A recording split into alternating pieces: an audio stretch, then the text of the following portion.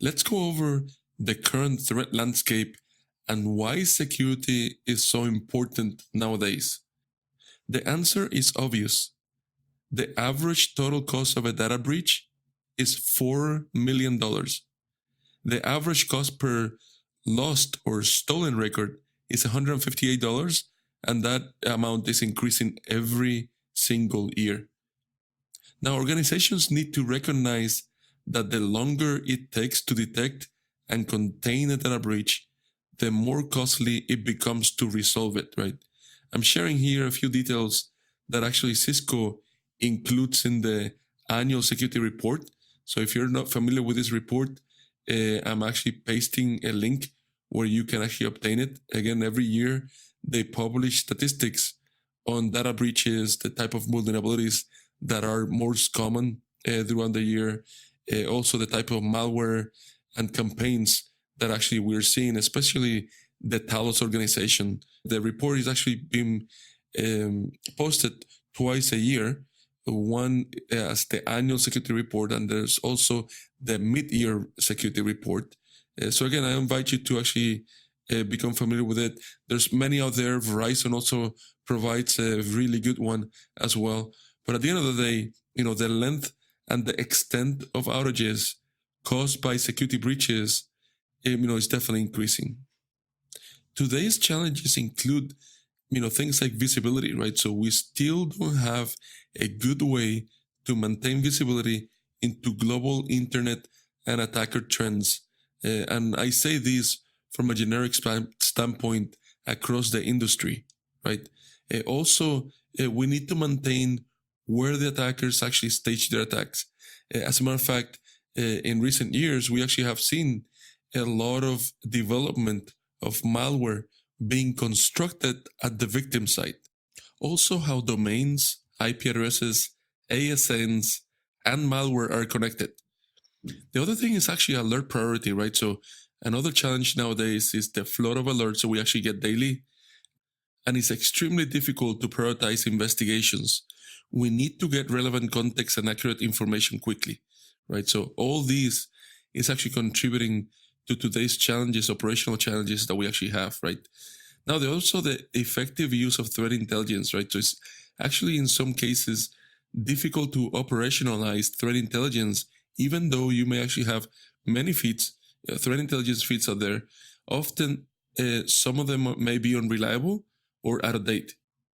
One of the major challenges is a shortage of experienced incident responders, pen testers, forensics analysis folks, and analysts, right? So now, in the case of a SOC, junior analysts, of course, need more guidance. Senior analysts, on the other hand, need to be more effective, right? And actually, that's one of the reasons that we're here, to actually get trained and to get more relevant and be able to actually keep up with today's cybersecurity challenge, right? Now, let's quickly talk about the ransomware problem, right? So, as you actually most definitely know, ransomware has been the most profitable malware in history. It's actually a $1 billion business for criminals out there, right? So let's take an example, right? Looking at the Angular exploit kit delivering ransomware, $60 million a year were generated just for that malware alone in a year. And you actually have seen many different ransomware variants throughout the years, right? So from PC Cyborg back in the 89s, and yes, you can actually say that was a type of ransomware, right? And scareware. Things like fake antiviruses, CryptoLocker, CryptoWall. Then you saw Tesla Crypt, Sam Loki, WannaCry, and then Peta, and many others, right? So just the list is actually growing because it's extremely profitable for cyber criminals. Another big challenge is actually third-party applications and third-party services, right? So a lot of people actually are moving to the cloud, moving to third-party services, but actually some of them represent a pretty big risk for the organization. Threat intelligence, things like email and web security, DNS security, client security, segmentation in the infrastructure to be able to actually authenticate access, separate traffic based on a different role and policy, intrusion prevention, and of course monitoring the infrastructure communications, right? So at the end of the day, you need to have a good way of verifying your security posture and that all these capabilities actually are effective. And that's the reason for a continuous monitoring and also for pen testing. We need to make sure that we do not get caught in time. So what do I mean when I say getting caught in time? Well, you may do a pen test today, right? And you may find tons of vulnerabilities. Then you may correct those vulnerabilities and subsequently increase your security posture, right? Then more systems and more software and more people and more services may actually be introduced in the organization, within the next few months, right? So you come back a few months or a year later, and you find out that actually you may have either the same type of vulnerabilities or even more.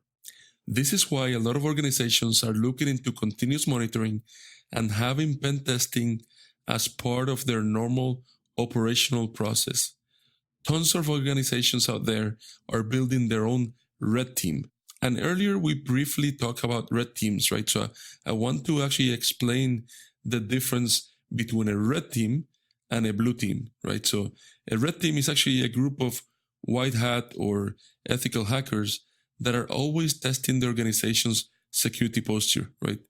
Now, a blue team, on the other hand, is a team or set of teams, right? Maybe more than one team that protect your organization, against threats, right? So things like your security operations center, right? So analysts in your security operations center or your computer security incident response team or CSIRT, right? So that's why it's important to maintain a good balance of all these strategies within your organization.